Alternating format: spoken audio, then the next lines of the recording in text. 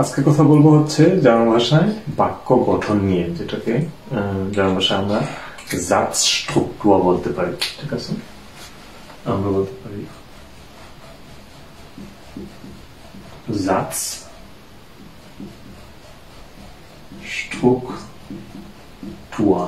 ঠিক আছে, Satz হচ্ছে বাক্য, Struktur হচ্ছে স্ট্রাকচার, সো বাক্যের গঠন।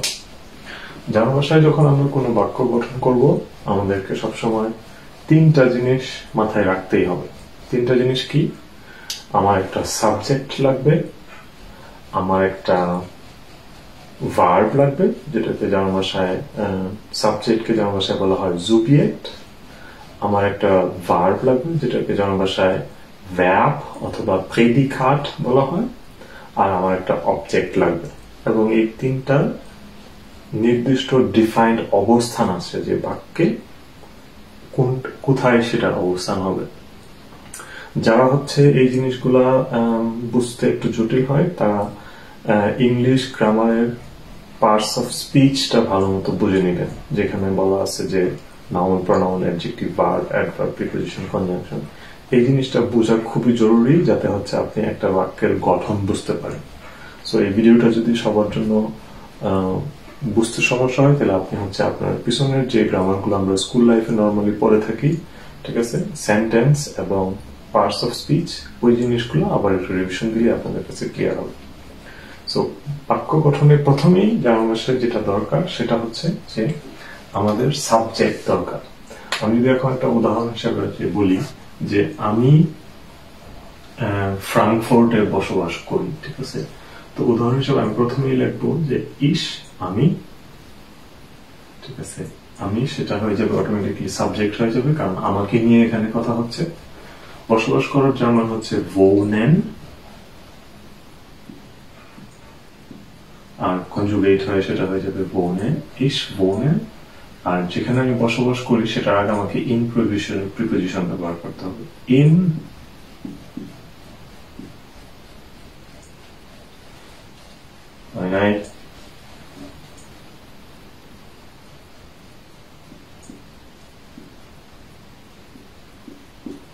Ich wohne in Frankfurt। এখন যদি আমরা এই বাক্যটাকে অ্যানালাইজ করি, কি আছে আমাদের প্রথম পজিশনেই আছে হচ্ছে সাবজেক্ট, সেটা কি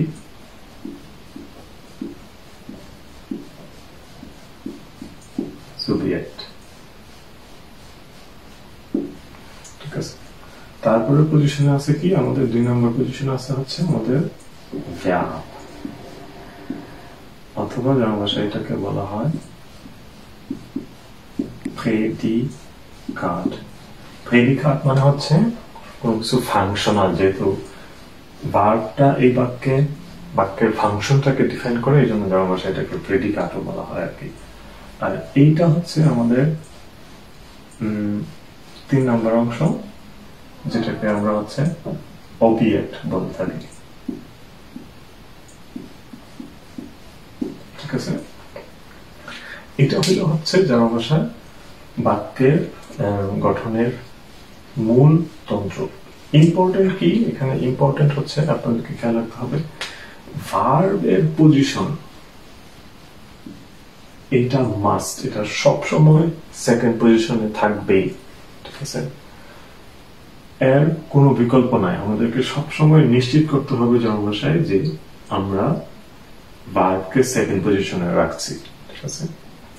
আরেকটা জিনিস ব্যতিক্রম আছে যে আমি চাইলে সাবজেক্টকে আমি প্রথম পজিশনে রাখতে পারি, সেটা আবার সম্ভব যে ভার্বের ডান পাশে অথবা বাম পাশেও আমি চাইলে সাবজেক্টকে রাখতে পারি। এটা জার্মান ভাষায় এটা একটা ফ্লেক্সিবিলিটি, ঠিক আছে। আপনারা যখন জার্মান ভাষা শিখে একটু আপার লেভেলে চলে যাবেন, তখন আপনারা এই জিনিসটার ব্যবহার করলে তখন দেখবেন খুবই ফ্লেক্সিবল। আমি যদি আরেকটা উদাহরণ দিয়ে বলি যে আমি ফ্রাঙ্কফুর্টে বসবাস করি ঠিকই, কিন্তু আমি যদি বলি যে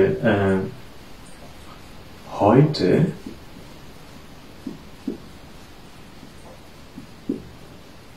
bin ich in book. So এখানে দেখেন কি হয়েছে, সো সাবজেক্ট কিন্তু হচ্ছে ইশ, কিন্তু ইশ কি হয়েছে 3 নম্বর পজিশনে চলে আসছে।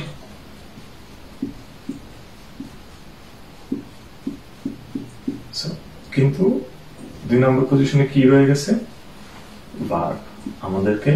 সো আমরা গত ক্লাসে শিখছি যে জাইন ভার্ব হচ্ছে যখন ইশের সাথে কনজুগেট হয় তখন বিন হয়ে যায়, আর হয়টা হচ্ছে আজকে, টুডে। সো তো যখনই আমাদের হচ্ছে এই ধরনের মানে টেম্পোরাল কোনো থাকবে অথবা অবজেক্টে এমন কিছু থাকবে যেটাকে আমি সামনে রাখলে বাক্যের গঠনটা সুন্দর শোনায়, ঠিক আছে, অথবা মানায়, সেক্ষেত্রে আমরা এইভাবে করতে পারি। তারপরে আমাদের সর্বশেষ অংশ তো হচ্ছে আমাদের অবজেক্ট থেকেই যাবে, ঠিক আছে।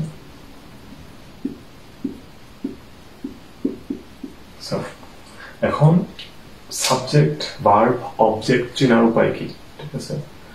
আমরা অনেকেই হচ্ছে একটু গুলিয়ে ফেলি কোনটা কি। তো খুব সহজ ভাষায় যদি আমি বলার চেষ্টা করি যে আমি যখন কোনো বাক্য বলবো, ঠিক আছে, ওই বাক্যটার পিছনে ওটা নিয়ে ভেবে আমি ভাববো যে ওই বাক্যে আসলে প্রত্যেকটা বাক্যই তো হচ্ছে যে কোনো ক্রিয়া গঠিত হয় অথবা হয়তো কোনো একটা প্রশ্ন অথবা কোনো একটা স্টেটমেন্ট, এটা মানে হচ্ছে একটা বাক্য। সো ওই বাক্যে হচ্ছে 3টা জিনিস আপনাকে খুঁজতে হবে সবসময়। একটা হচ্ছে কে, আর একটা হচ্ছে কি, তারপর হচ্ছে করে। কে, কি, করে। সো কে এর উত্তর যে মানে হচ্ছে কে এর যে অ্যান্সারটা বাক্যে থাকবে সেটাকে হচ্ছে আপনি সাবজেক্ট হিসেবে বিবেচনা করবেন, ঠিক আছে। আর এই যে কিটাকে আপনি বিবেচনা করবেন হচ্ছে অবজেক্ট হিসাবে, ঠিক আছে।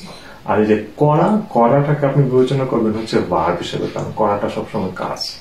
কারণ আমরা যদি এখানে কথা বলি যে কে, কাকে নিয়ে কথা হচ্ছে এখানে, কে আমি, কি ইন ফ্রাঙ্কফুর্ট, ঠিক আছে। কি করি, করাটা হচ্ছে বসবাস। সো এই জন্য হচ্ছে খুব সহজ ভাষা। আর এর বাইরেও আপনারা যখন যথেষ্ট পরিমাণে প্র্যাকটিস করবেন, উদাহরণ বাক্য লিখবেন, তখন অটোমেটিকলি ক্লিয়ার হয়ে যাবে যে ওই বাক্যে আসলে কাকে নিয়ে কথা হচ্ছে, ঠিক আছে। যে যেইটাকে বিষয়বস্তু করে রেখে মানে সাবজেক্ট শব্দটা বলতেই যেটা বোঝায় সেটাই হচ্ছে আসলে ওই বাক্যের সাবজেক্ট। সো আমি যদি এখন আমাকে বাদ দিয়ে আমি যদি হচ্ছে এখন বাংলাদেশ নিয়ে কথা বলি, ঠিক আছে, যে বাংলাদেশ এশিয়া মহাদেশের দক্ষিণ পূর্বাংশে অবস্থিত, তখন অলরেডি কি হয়ে যাবে, বাংলাদেশ সাবজেক্ট হয়ে যাবে, ঠিক আছে। তখন আমি আর সাবজেক্ট নাই ওই বাক্যে। তো সেটা আমাদেরকে মাথায় রাখতে হবে এবং সেটা সবাই চেষ্টা করবেন এই জিনিসটা বোঝার এবং প্র্যাকটিস করার। আর যেটা প্র্যাকটিস করবেন সেটা হলো যে এই ধরনের উদাহরণ বাক্য বাকি প্রনাউন গুলা দিয়ে ব্যবহার করা। Do, air, wir, sie, ihr। আপনাদের কাজ হচ্ছে এইগুলা দিয়ে একটা সিম্পল সেন্টেন্স তৈরি করা এই প্রনাউনগুলো ব্যবহার করে। লেখবট লড়তেছে। গুড, ওকে, প্র্যাকটিস করবেন, বোঝার চেষ্টা করবেন, না বুঝলে ভিডিওটা আবার দেখবেন এবং শেয়ার করবেন। Thank you.